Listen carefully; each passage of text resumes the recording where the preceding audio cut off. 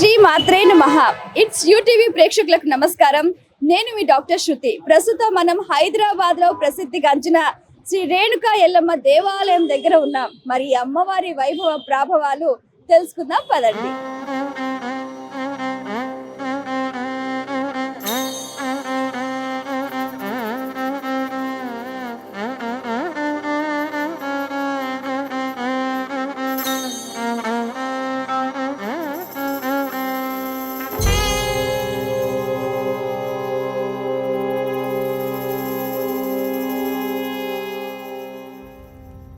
700 సంవత్సరాల చరిత్ర కలిగిన మహిమగల తల్లి, బావిలో వెలసిన బంగారు తల్లి రేణుకా ఎల్లమ్మ, ఎల్లారకు అమ్మ రేణుకా ఎల్లమ్మ తల్లి. ఇక్కడ జమదగ్నికి భార్యగా, అలాగే దశావతారాలలో కూడా పరశురాముడికి తల్లిగా కాకుండా ఈ ప్రపంచాన్ని కూడా కాచి కాపాడే కల్పవల్లిగా ఇక్కడ హైదరాబాద్ బల్కంపేటలో కొలువైంది రేణుకా ఎల్లమ్మ. ఇక్కడ అమ్మవారు స్వయంభూగా వ్యక్తమయ్యారు. ఆమె శిరస్సు నుంచి ఇప్పటికీ జలధార వస్తూనే ఉంటుంది. ఆ జలం ఎక్కడి నుంచి వస్తుందో ఇప్పటికీ కూడా సైన్స్ కూడా అంతు చిక్కని ప్రశ్నే. మరి ఆ మహిమగల తల్లి గురించి, అలాగే ఇక్కడ ఈ దేవాలయానికి సంబంధించిన ఎన్నో ఆసక్తికర రహస్యాల గురించి ఈనాటి కార్యక్రమంలో తెలుసుకుందాం.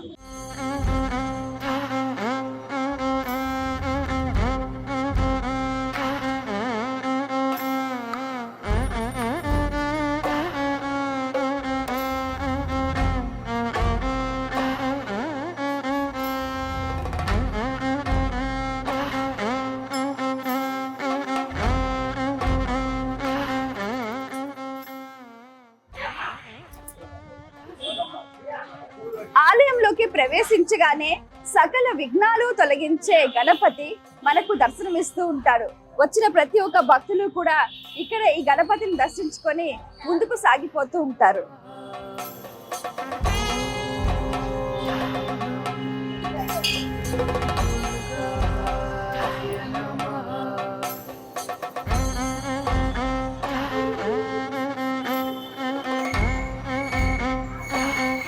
ఆలయంలో ప్రవేశించిన తర్వాత ఎడమ పక్కగా మనకు యాగశాల కనిపిస్తూ ఉంది. ఇక్కడ మనం గమనిస్తే కూడా హోమాది కార్యక్రమాలు చాలా అద్భుతంగా నిర్వహిస్తూ ఉంటారు. ప్రత్యేక పర్వదినాలలో, నవరాత్రి సమయాలలో, ముఖ్యంగా దసరా సమయాలలో కూడా చండీ హోమాలు, ప్రత్యేకమైన సందర్భాలలో కూడా అష్టమి, అమావాస్య వంటి సందర్భాలలో కూడా హోమాది కార్యక్రమాలు ఇక్కడ నిర్వహిస్తూ ఉంటారు.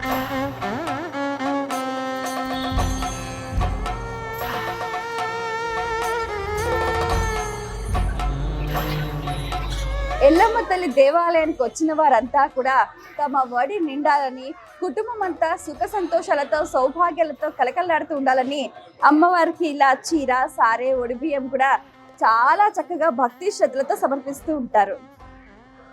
అద్యా పూర్వోర్ధేవంగన విశేషణ విశిష్టాయాం సుబదిదౌ శ్రీమాన్ శ్రీమతః గోత్రో బహుస్యః భారద్వాజ గోత్రో బహుస్యః దామోదర్ సింగ్ నామదేశ్యః సుధే నామదేశ్యః సహ కుటుంబానాం క్షేమస్థైర్య ధైర్య విజయ అభయ యూటీవీ సంస్థ వ్యాపార అభివృద్ధి మనోవాంఛ వరసిద్ధిరస్తు యథాశక్తి.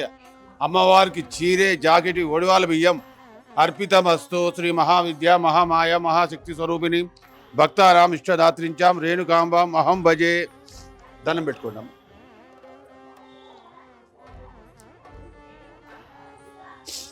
सर्वमंगलमांगल्ये शिवे सर्वार्थसाधके शरण्ये त्र्यंबके देवी नारायणी नमोस्तुते. महाविद्या महामाया महाशक्ति स्वरूपिणी भक्तानाम इष्टदात्रीं च रेणुकाम्बामहं भजे.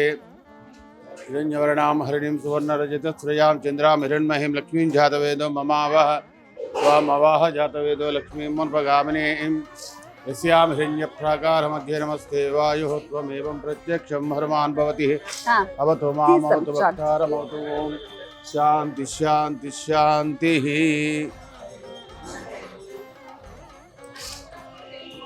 అక్షంతలు అక్షంతలు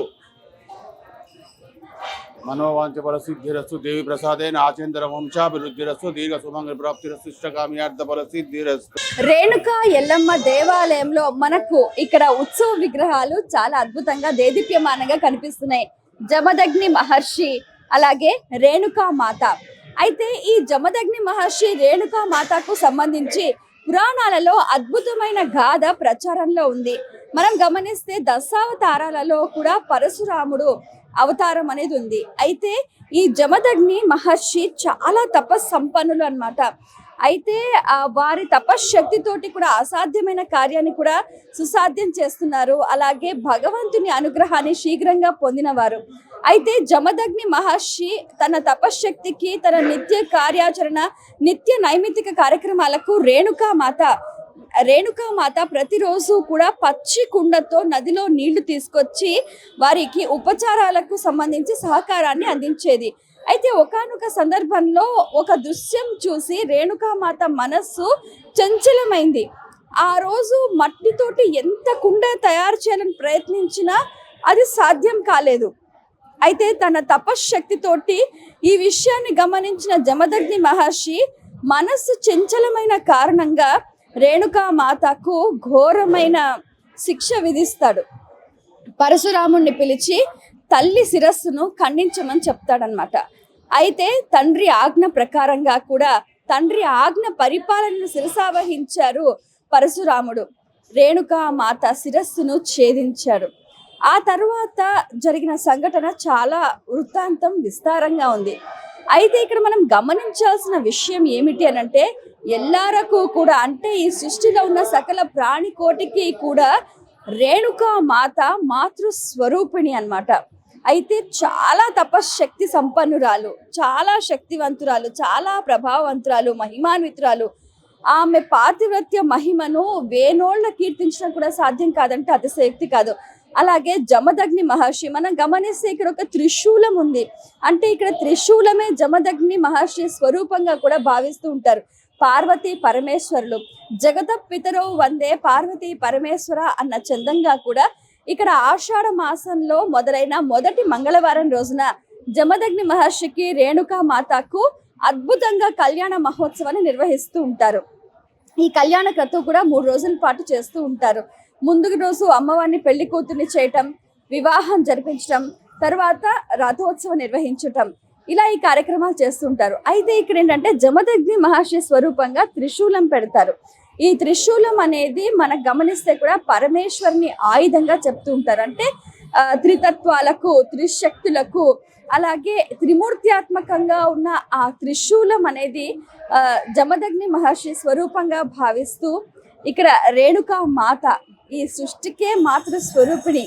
అయితే వీరిద్దరికీ కూడా అద్భుతంగా నయన మనోహరంగా కూడా ఎంతో అద్భుతంగా ఇక్కడ కళ్యాణ మహోత్సవాన్ని నిర్వహిస్తూ ఉంటారు. మరి ఆ కళ్యాణాన్ని వీక్షించటానికి లక్షల సంఖ్యలో బల్కంపేట ఎల్లమ్మ తల్లి దేవస్థానానికి భక్తులు విచ్చేస్తూ ఉంటారు.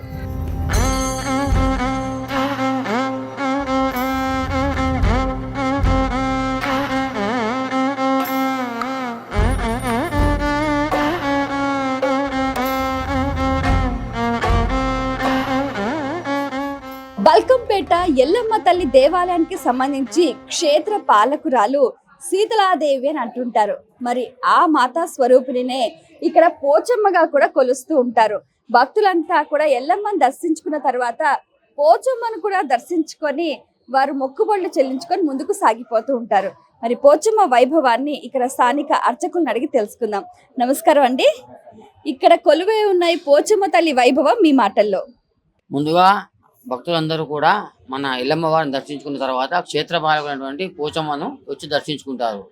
అమ్మవారికి ముఖ్యంగా పెరుగన్నం నైవేద్యం సమర్పించి వారి మొక్కులు తీర్చుకుంటారు. ఇక్కడ అమ్మవారు ఏది కోరుకుంటే అది ఖచ్చితంగా జరుగుతుంది. కాబట్టి క్షేత్రపాలకురాలు ఈమెను శీతలాదేవి అని కూడా అంటారు. శీతలాదేవి అంటే ఎవరు? అసలు ఇంతకీ ఆవిడ ప్రత్యేకత ఏమిటి? వీరిద్దరు అక్కా చెల్లెలమ్మ. ఎల్లమ్మ పోచమ్మ అనేవారు ఇద్దరు అక్కా చెల్లెలు అనమాట. ఈమె అక్క, ఎల్లమ్మ చెల్లె. అట్లా కాబట్టి ముందు అమ్మవారిని అక్కడ దర్శించిన తర్వాత ఇక్కడ అమ్మవారికి ఏంటంటే మహత్యము, మనం ఏది అనుకుంటే అది మనసులో ఖచ్చితంగా నెరవేరుకుంటుంది అనమాట అమ్మవారికి. కాబట్టి వాళ్ళు వచ్చి పెరుగన్నం సమర్పించి వాళ్ళ మొక్కుబడులు తీసుకుంటుంటారు. ముఖ్యంగా పోచమ్మ తల్లికి ఇక్కడ పెరుగన్నం సమర్పించటం సంప్రదాయంగా కనిపిస్తుంది. ఎటువంటి రోగాలున్నా, బాధలున్నా, కష్టాలున్నా కూడా పోచమ్మ తల్లికి మొక్కుకొని ఇంత పెరుగన్నం పెడితే చాలు వాళ్ళ కడుపు చల్లగా, వాళ్ళ ఇల్లు చల్లగా, అందరూ చల్లగా ఉంటారని ప్రతీతి.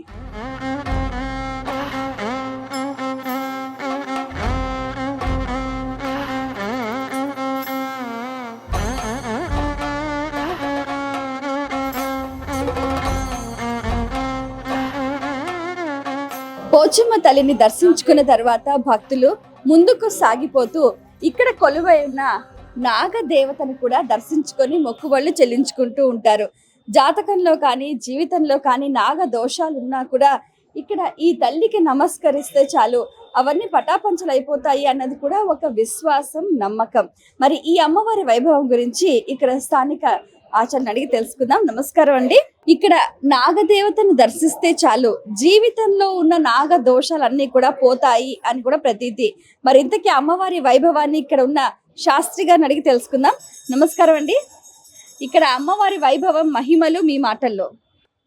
అమ్మవారికి నాగదేవతకు సంతానం కలకపోయినా స్వామివారికి అభిషేకం చేసుకుంటే సత్వరము సంతానం కలుగుతుంది. ఒకటి కుజదోషం అది ఉన్నా కూడా, నాగదోషం ఉన్నా, కుజదోషం ఉన్నా, రాహుకేతు పూజలు కూడా శాస్త్రోక్తంగా చేస్తాం.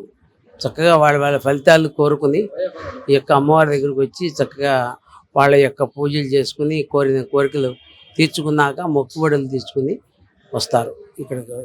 అది అలవాటు, ప్రతి అలవాటు కూడా చాలా బాగా జరుగుతుంది. ఇక్కడ నాగదేవత పూజ ఎలా చేస్తారు? యథావిధిగా పొద్దున్నే అభిషేకం అది చేస్తాం.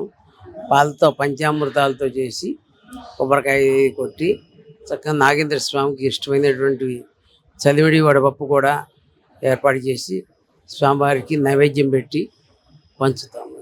సంతానం లేని వారికి కానీ, కుజ దోషాలు ఉన్నా, నాగదోషాలు ఉన్నా ఇక్కడ అమ్మవారికి అలాగే పూజ చేసి నాగేంద్రుడికి పానకం, వడపప్పు, అలాగే పెరుగన్నం వారి ఇంటి నుంచి తయారు చేసి తీసుకొచ్చిన పదార్థాలన్నీ కూడా ఇక్కడ సమర్పిస్తూ ఉంటారు.